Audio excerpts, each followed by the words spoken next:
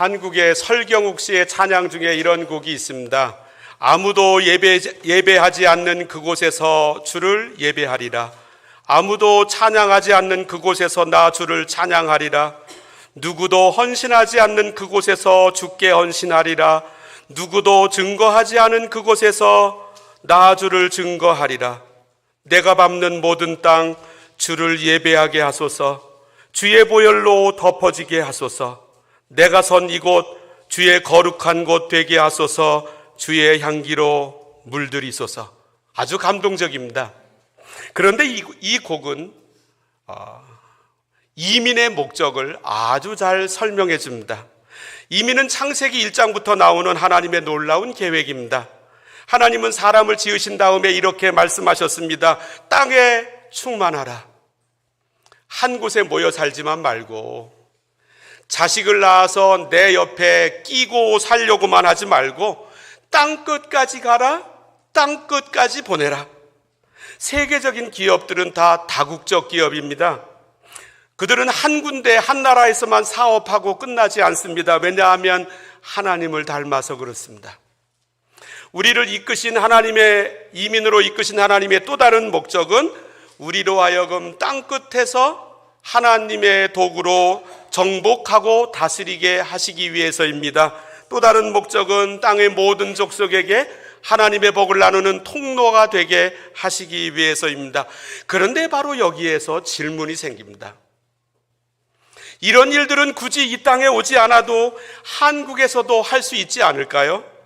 한국의 경우 모든 사람들이 가장 번화한 서울에만 사는 것은 아니지 않습니까? 저 지방이나 산골이나 심지어 저 섬 구석구석에서도 하나님의 이름을 부를 수 있지 않습니까? 그곳에서도 땅끝까지 선교사를 파송하고 또 단기 선교사가 되어 선교지를 갈 수도 있지 않겠습니까? 더군다나 요새는 이주민 시대입니다. 돈을 벌기 위하여 많은 다른 나라 사람들이 한국에 이주민으로 와 있습니다. 몇 년간의 계약이 끝나면 이들은 고국으로 돌아갈 것입니다. 이들을 선교하면 종국적으로 그들이 고국에 돌아가서 신앙생활하거나 전도하지 않겠습니까? 한국 땅에서 반영구적으로 살겠다는 이주민들도 상당히 늘었습니다. 이들만 선교해도 얼마나 큰일입니까? 굳이 이민의 땅으로 오지 않는다 할지라도. 그럼에도 불구하고 하나님은 왜 우리들을 이 땅 몬트리올 땅으로 부르셨습니까? 쉽지 않은 이민의 길에도 불구하고 지금으로부터 4,000년 전 아브라함은 하란이라고 하는 곳에 살고 있었습니다. 하나님은 그에게 자기가 살고 있는 고향, 자기의 친척이 있는 땅, 아버지의 집에서 땅의 모든 족속들에게 복을 나누는 통로로 살라고 말씀하지 않으셨습니다. 그로 하여금 고향과 친척과 아버지의 집을 떠나 내가 내게 보여줄 땅으로 가라고 하셨습니다. 마찬가지로 하나님은 이집트에 살던 이스라엘 백성들에게도 아브라함처럼 한 가족이 아니라 엄청난 숫자의 사람들이었음에도 불구하고 그들로 하여금 애굽을 떠나 가나안 땅으로 가라고 하셨습니다. 땅의 모든 족속이 이스라엘을 통하여 복을 받도록 하시려는 뜻이 계셨기 때문입니다. 그렇다면 이런 질문이 생깁니다. 이 일은 애굽에서는 못하는 일이었습니까? 애굽도 남의 나라가 아닙니까? 굳이 거기에서 남의 나라인 그곳에서 또 다른 남의 나라인 가나안 땅으로 옮겨가야 할 이유는 무엇입니까? 출애굽기에서 성경의 두 번째 책이 출애굽기입니다. 여기에서의 출은 탈출을 말합니다. 출애굽기는 애굽을 탈출한 이야기라고 하는 뜻입니다. 이스라엘은 애굽에서 이집트에서 가장 중요한 유월절 사건을 통과했습니다. 하나님의 말씀을 따라 어린 양을 잡아 그 피를 문의 출입구에 바름으로 말미암아 그 안에 들어가 있던 모든 사람들은 장자재앙에서 죽었습니다. 하나님께서 말씀하셨습니다. 양의 피를 바르지 않은 모든 애굽의 집집마다 첫째 아들이 죽을 것이고 동물의 첫 새끼가 죽을 것이다. 이스라엘은 분명히 애굽에서 어린 양의 피로 구원받았습니다. 그렇다면 그것으로 된 것이 아니겠습니까? 애굽 땅을 떠나지 않는다고 해서 구원이 없어지는 것은 절대로 아니기 때문입니다. 그런데 하나님은 그들로 하여금 애굽을 떠나게 하시고 낯선 가나안 땅으로 들어가게 하셨습니다. 많은 그리스도인들이 출지옥을 생각합니다. 지옥으로부터의 탈출에 대하여 생각합니다. 나는 지옥 사람은 아니다. 나는 천국의 사람이다 라고 생각합니다. 하지만 출애굽에 대해서는 잘 생각하지 않습니다. 하나님은 왜 나로 하여금 이렇게 어려운 이민의 길을 가게 하시는 것입니까? 첫 번째로 애굽으로부터 분리시키시려고 이민으로 이끄십니다. 오늘 첫 번째로 읽은 본문은 모세가 애굽의 왕에게, 이 바로에게, 파라오에게 우리 백성들을 광야로 보내주십시오. 거기서 예배드리려 합니다. 이야기를 하고 난 뒤에 벌어진 내용의 일부입니다. 모세는 바로에게 가서 애굽이 아니라 광야로 가서 예배를 드려야 한다고 했습니다. 그런데 이 바로는 모세의 요청을 들어주기에 너무나도 부담스러웠습니다. 요새 우리가 사는 세상이 너무나도 어수선합니다. 미국발 사건 때문입니다. 미국에서 식당이나 일터에서 불법 체류자들을 잡아서 그들의 고국으로 추방시키는 일이 벌어졌습니다. 그런데 결과적으로 값싼 노동력이 사라지게 되는 것이고 결국에는 미국의 물가가 올라가게 되어 있습니다. 바로가 그랬습니다. 애굽의 귀한 노동력인 노예로 살았던 이스라엘 백성들을 광야로 보낸다고 한다면 이 애굽 땅에 엄청난 노동력을 상실하게 될 것이다. 그래서 바로는 거절했습니다. 그런데 모세는 여기서 물러나지 않고 재앙을 통해서 바로를 압박합니다. 네 번째 재앙이 드디어 들이닥쳤습니다. 그러자 이 바로는 꼬리를 내렸습니다. 그는 모세에게 이렇게 말합니다. 25절 말씀을 읽어보겠습니다. 바로가 모세와 아론을 불러 이르되 너희는 가서 이 땅에서 너희 하나님께 제사를 드리라. 모세가 요청한 것은 저 광야로 돌아가서 예배를 드리는 것이었습니다. 그런데 이 바로는 타협하자고 합니다. 예배를 드리는 것은 좋다. 그러나 가지 말고 이 땅에서 예배를 드려라. 애굽에서 예배를 드려라. 바로는 놔주려고 하지 않았습니다. 모세가 아니라고 꼭 가야 한다고 말하니까 28절에서 이렇게 말합니다.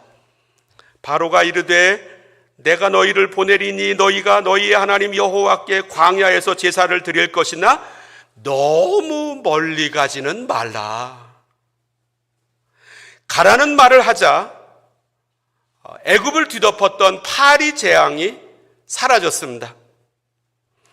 그런데 파리 재앙이 사라지자 바로는 자기의 한 말을 번복합니다. 이스라엘로 하여금 못 가게 만듭니다. 32절 말씀입니다. 그러나 바로가 이때에도 그의 마음을 완강하게 하여 그 백성을 보내지 아니하였더라. 시간이 흘렀습니다. 드디어 네 번째 재앙뿐만이 아니라 10번째 재앙까지 왔습니다. 애굽에서 살아가는 모든 사람들의 첫 아들과 집집마다 모든 짐승의 첫 새끼가 다 죽었습니다. 바로는 이 재앙을 통해서 두 손을 다 들었습니다. 이스라엘로 하여금 빨리 애굽을 떠나가라고 말합니다. 그런데 막상 그들이 애굽을 떠나가자 바로의 마음에는 이전과 반대되는 마음이 들었습니다. 바로는 군대를 데리고 이스라엘을 잡으러 가는 것입니다. 오늘 본문에 올려놓지는 않았지만 출애굽기 14장의 한 절을 읽으면 그 백성이 도망한 사실이 애굽 왕에게 알려지매 바로와 그의 신하들이 그 백성에 대하여 마음이 변하여 이르되 우리가 어찌 이같이 하여 이스라엘을 우리를 섬김에서 놓아 보내었는가 하고 바로가 곧 그의 병거를 갖추고 그의 백성을 데리고 갈세. 바로와 군대는 이스라엘을 잡아서 애굽으로 되돌리려고 홍해가 갈라져 이스라엘 사람들이 통과하는 그 물길 속까지도 뛰어들어갔습니다. 이처럼 바로는 이스라엘을 쉽게 놓아주려고 하지 않았습니다. 애굽의 영향력은 이렇게 끈질겼습니다. 아브라함이 살고 있던 하란은, 이스라엘 백성들이 살고 있던 애굽은, 우리가 살고 있었던 한국은, 나의 고향과 친척과 아버지의 집은 나를 쉽게 놔주지 않습니다. 그 영향력은 대단합니다. 그래서 애굽의 왕 파라오는 이스라엘에 대하여 죽어야만 했습니다. 그들이 더 이상 이스라엘을 쫓아오지 못하도록. 그래서 하나님은 물속에서 애굽을 다 장사시키셨습니다. 그리고 홍해라고 하는 물을 통하여 애굽 사람과 가나안으로 가는 이스라엘을 완전히 분리시켜 놓으셨습니다. 이것이 바로 하나님께서 우리를 이민의 길로 인도하신 이유입니다. 한 사람이 예수 믿었습니다. 그런데 세상은 그가 쉽게 예수 믿도록 놔두지 않습니다. 그 사람을 끈질기게 붙들어서 세상으로 자꾸 되돌리려고 합니다. 아주 끈질기게. 나에게도 애굽이 있습니다. 나에게도 하란이 있습니다. 이 애굽과 하란은 나를 향하여 아주 집요하게 끈질기게 추적을 합니다. 나를 붙잡아서 이전에 예수 믿기 전에 세상으로 다시 되돌리려고 합니다. 이 애굽은 우리가 머물러 있어야 하는 땅이 아닙니다. 애굽은 이 바로가 다스리는 땅입니다. 애굽의 영향력이 끊어져야 온전히 하나님을 향할 수가 있습니다. 하나님은 예수 믿은 우리들로 하여금 애굽의 영향력에서 벗어나 온전히 하나님만을 향할 수 있도록 이민의 길로 인도하셨습니다. 전에 친하던 사람들 다 끊어놓으셔서 세상으로 돌아가지 못하도록. 이민을 오면 애굽의 영향력이 끊어집니다. 이제 이스라엘을 향한 애굽의 영향력은 홍해 때문에 끊어져 버렸습니다. 애굽이 이스라엘을 향하여 죽었기 때문입니다. 그런데 문제는 그것으로 다 끝난 것이 아니었습니다.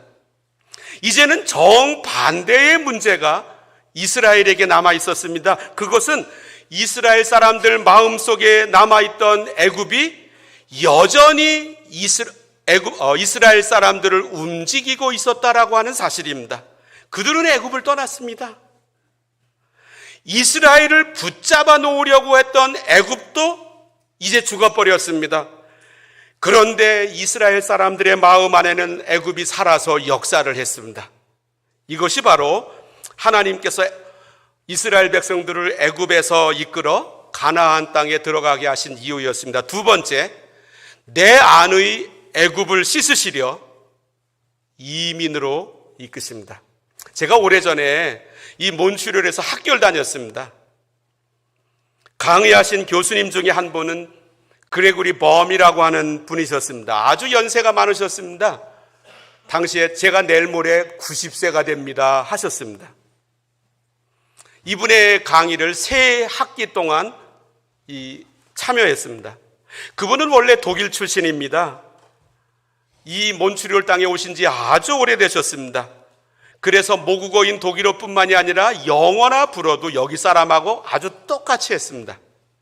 그런데 그분이 수업 시간에 자기 얘기를 하는데 이렇게 여기에 와서 오랜 시간이 흘러갔음에도 불구하고 숫자를 셀 때만 되면 영어도 아니고 불어도 아니고 꼭 독일어로 하더랍니다. 돈 세고 있는데 독일어로 세더라는 것입니다. 저는 이곳에서 무엇을 셀 때마다 꼭 그분의 말씀이 생각났습니다. 저도 여기에 온 지 35년이 넘었습니다. 한국에 산 횟수보다 여기에서 산 횟수가 더 많습니다. 그런데 이곳에서 달러를 셀 때 영어식이나 불어식으로 이 돈을 세는 것이 아니라 한국식으로 세는 것이었습니다. 10불, 20불, 30불. 그분의 이야기나 저의 모습을 보면서 고국을 벗어난 지 수십 년이 흘렀어도 여전히 그 영향권 아래에 있을 수밖에 없는 존재가 우리 사람들임을 발견하게 됩니다. 아브라함이라고 달랐겠습니까?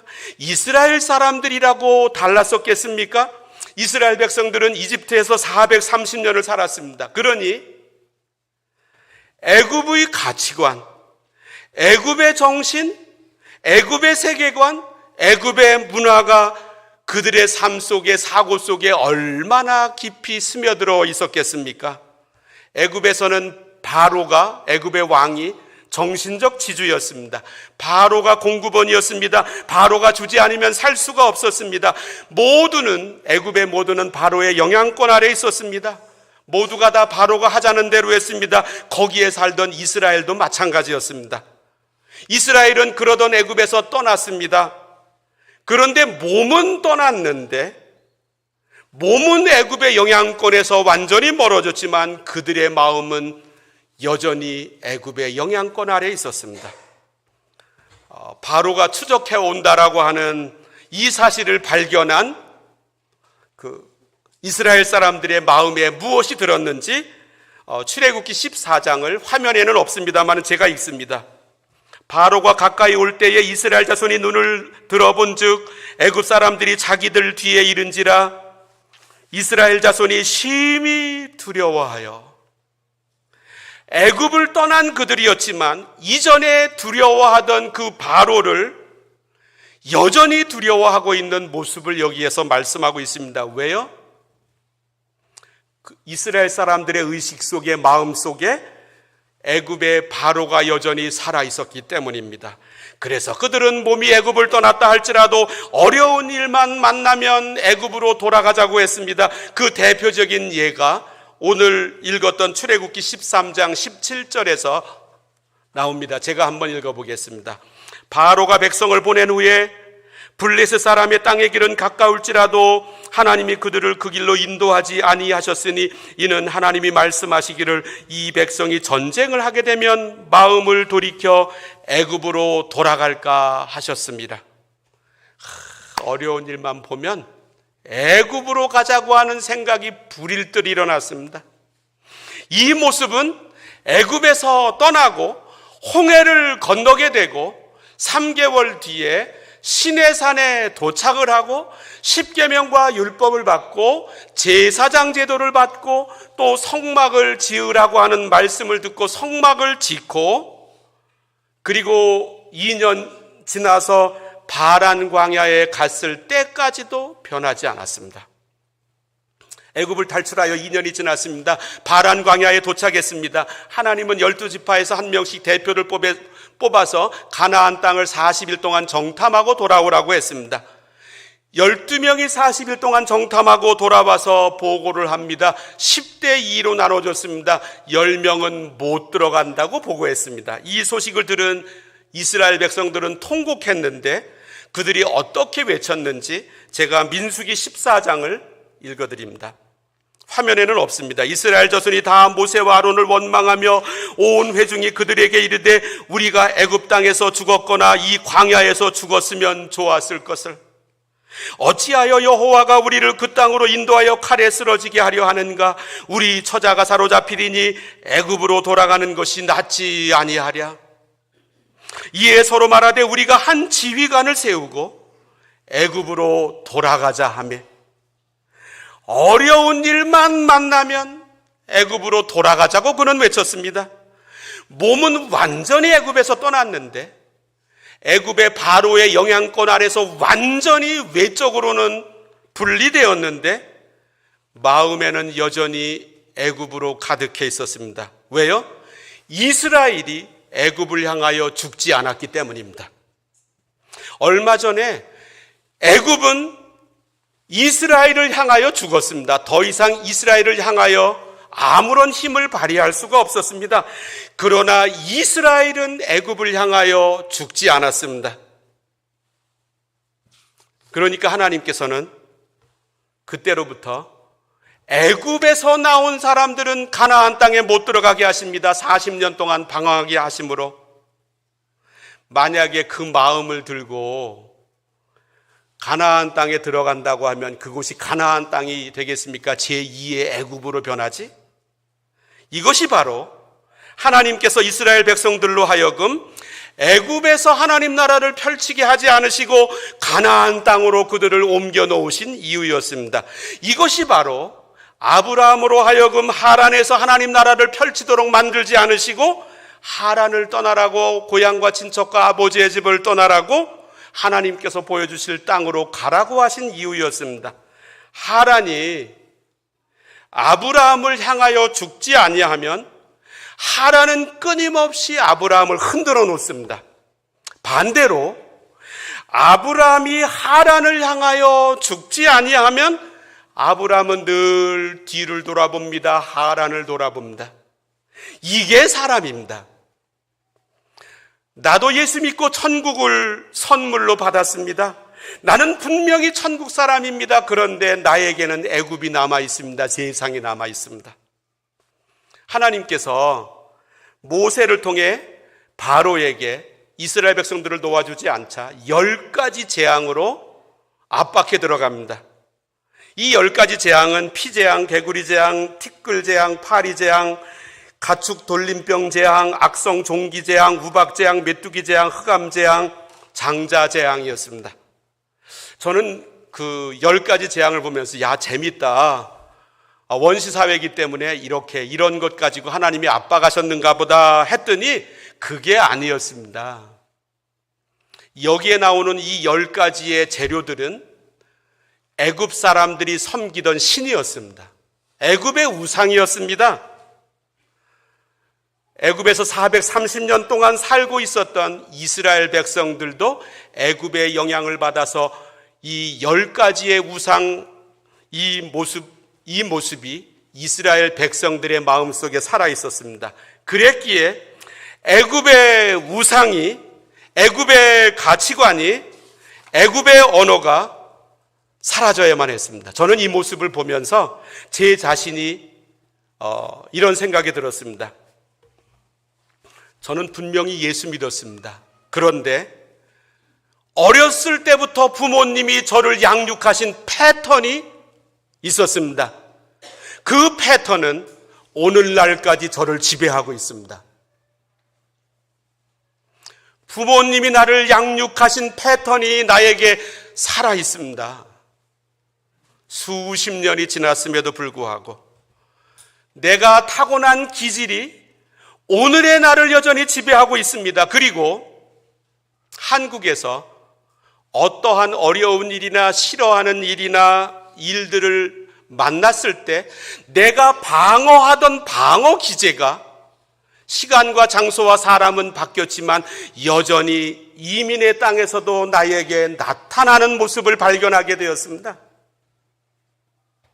한국에 있었던 나의 방어 기제가 똑같이 오늘 이 몬트리올 땅에서도 똑같이 나타납니다. 나에게 이전에 나를 지배했던 감정들이 오늘 이민을 와서도 여기에서도 나에게 나타납니다. 그리고 우리가 어떤 일들을 바라볼 때 각자가 생각해오던 사고 방식이 있습니다. 시각이 있습니다. 이것을 인지 방식이라고 부르는데 올바른 것이 아니라 인지가 왜곡되어서 바라본 경우가 저에게도 많았습니다. 그것이 오늘 이민 온 나에게도 여전히 살아있음을 자주 발견하면서 놀랍니다. 하나님께서는 우리가 애굽을 그대로 가지고 살다가 천국으로 가는 것을 원치 않으셨습니다. 우리가 부분적으로만 하나님 사람답게 살다가 천국으로 우리를 데려가시는 것을 원치 않으셨습니다. 전혀 새로운 존재가 되기를 원하셨습니다. 내게서 애굽의 존재, 애굽의 물이 싹 빠져나가기를 원하셨습니다. 내 안에 있는 애굽이 죽어야 합니다. 그렇지 않으면 내가 무엇을 만날 때마다 애굽식으로 생각합니다. 애굽식으로 바라보고 애굽식으로 처리하던 그 시각이 오늘의 여기에서도 나를 지배합니다. 내 안에 남아있는 이 하란이 죽지 않으면 무슨 일을 만날 때마다 나는 하란식으로 생각합니다. 하란식으로 바라보고 하란의 방법으로 일을 처리하려고 합니다. 저는 수없이 들으셨지만 35년도 더 전에 온테리오주 피터브로라고 하는 곳으로 유학을 목적으로 왔습니다. 돈을 조금 들고 왔는데 4개월 지나니까 1불도 남지 않았습니다. 너무나 힘들었습니다. 근데 거기에는 하나님의 놀라우신 일하심의 뜻이 들어 있었습니다. 그때까지 저는 한국에서 가지고 온 것으로 살았습니다. 하나님께서 캐나다 땅에서 공급하시는 것을 제가 바라보지 못했습니다. 저는 몸이 캐나다 땅에 와 있었지만 여전히 한국을 바라보고 있었습니다. 한국이 저를 살린다고 생각했습니다. 한국을 의지했습니다. 한국식으로 캐나다 땅을 바라봤습니다. 한국식으로 일 처리를 하려고 했습니다. 내가 한국에서 살아가던 방식으로. 이 한국은 저에 대하여 죽어야만 했습니다. 만약에 한국에서 가지고 온 거 다 떨어졌으면 하나님이 일하신다고 생각하십시오. 이 이전까지는 내 안에 한국이 살아있는 것입니다.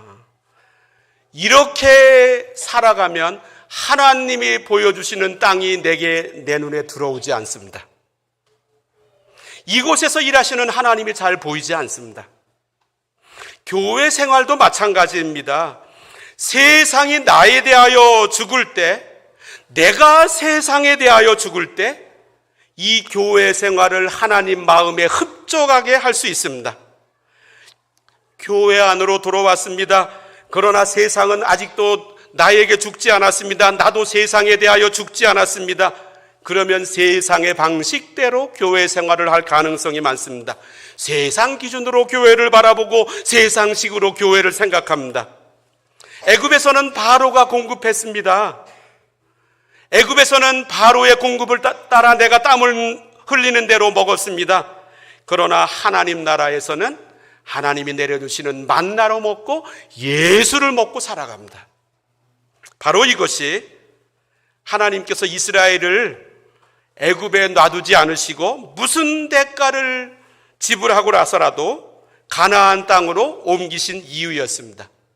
세 번째로 분리를 통해 다시 애굽으로 파송하십니다. 모세는 애굽에서 공주의 아들이라고 하는 신분으로 있었습니다. 그런데 하나님은 그의 나이 40에 광야로 불러내셨습니다. 광야로 가서 40년을 지냈습니다. 이전의 생활에 비하면 천당과 지옥의 생활과 같았습니다. 이렇게 불러내시는 이유는 그를 다시 애굽으로 파송하시기 위해서였습니다. 만약에 모세가 지금까지 애굽 공주의 아들이라고 하는 신분으로 40년을 있었던 것처럼 앞으로도 40년을 그 위치에서 지냈었다라고 한다면, 여전히 그가 애굽에 남아 있었다라고 한다면 그는 애굽을 향하여, 그리고 애굽에 있는 이스라엘 백성들을 향한 하나님의 선물은 될 수 없었을 것입니다. 하나님은 우리를 부르셔서 땅의 모든 족속에게 하나님의 복을 나누는 통로로 세우기 원하십니다. 이것이 우리를 이민으로 이끄신 하나님의 목표입니다. 그런데 내가 그 땅에 남아있는 한, 내가 그 땅을 향한 하나님의 선물이 되기는 어렵습니다. 한국에서도 영어를 오랫동안 배웠는데 피부로 와닿지는 않았습니다. 그런데 이곳에 와서 영어를 들어가면서 보면서 사용하면서 이 영어를 대하니까 피부로 와닿기를 시작합니다. 그 단어 중에 하나가 complete라고 하는 단어입니다. complete. to complete 이라고 하는 동사는 성취하다, 이루다, 완성하다. 형용사로는 완전하다, 완전한, 철저한, 충실한, 이런 뜻입니다. 하나님께서 우리를 세상에서 불러내셨습니다. 그때 부르셨을 때 completely 불러내십니다. completely 세상으로부터 떨어지게 만드십니다.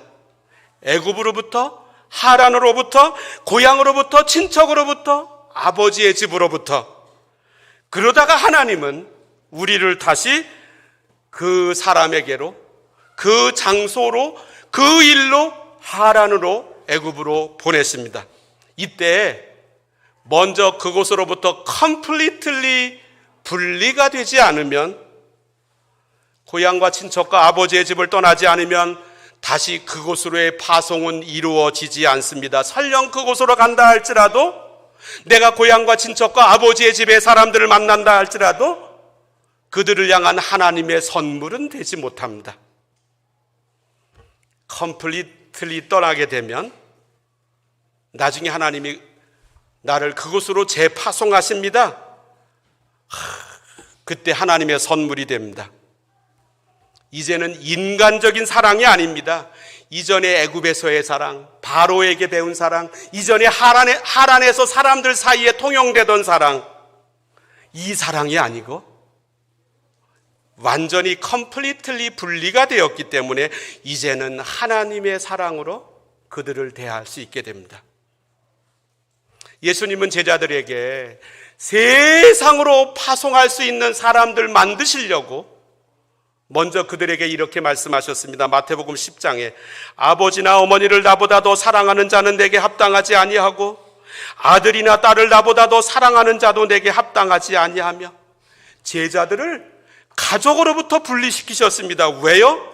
진짜로 가족을 사랑할 수 있도록 이 세상의 사랑이 아니라 하나님의 사랑으로 가족을 사랑할 수 있도록. 이전까지는 아이고 내 새끼 하면서 팔이 안쪽으로 굽는 사랑이었습니다. 이 사랑으로는 하나님의 사랑을 못 나눕니다. 내가 컴플리틀리 이전에 하던 사랑, 인간적인 사랑, 애굽의 사랑, 하란의 사랑, 고향과 친척과 아버지의 집에서 배우고 나누던 이 사랑이 그곳을 떠나고 나니까 어떤 사랑이었는지를 내 눈으로 보게 만드십니다. 우리가 예수님을 영접했습니다. 그리고 교회에 와서 사랑을 기대하고 또 나누려고 합니다. 그런데 처음에 우리가 교회에 와서 기대하는 사랑은 내가 받고 싶어 하거나 주고 싶어 하는 사랑은 하란의 사랑이었습니다. 고향과 친척과 아버지의 집의 사랑이었습니다. 애굽의 사랑이었습니다. 바로가 가르쳐준 사랑이었습니다. 한국의 민혜숙 시인이라고 하는 시인이 지은 시가 있습니다. 읽어드리면 내가 나의 사랑으로 나를 사랑했을 때 참 많이 노력해야 했습니다. 더 나은 내가 되기 위해서. 내가 나의 사랑으로 남편을 사랑했을 때 참 많이 울어야 했습니다. 남편을 나의 사람으로 만들기 위해서. 내가 나의 사랑으로 아이들을 사랑했을 때 참 많이 화를 내야 했습니다. 아이들을 잘 키워야 한다는 욕심 때문에. 내가 나의 사랑으로 이웃을 사랑했을 때 참 많이 참아야 했습니다. 그들을 사랑해야 한다는 윤리 때문에. 이제는 하나님의 사랑으로 사랑합니다. 더 큰 사랑으로 사랑을 하니 사랑하는 일이 쉬워졌습니다. 사랑하는 일이 기쁨이 됩니다. 사랑하는 일이 감사가 됩니다. 우리 하나님은 이민이라고 하는 이 놀라운 선물을 우리들을 뽑으셔서 이 이민을 누리게 하셨습니다. 겉으로 보기에는 우리가 너무나 힘든 땅을 걸어가지만 하나님께서 주신 이 놀라운 선물을 받은 우리들입니다. 기도하십니다. 하나님 아버지,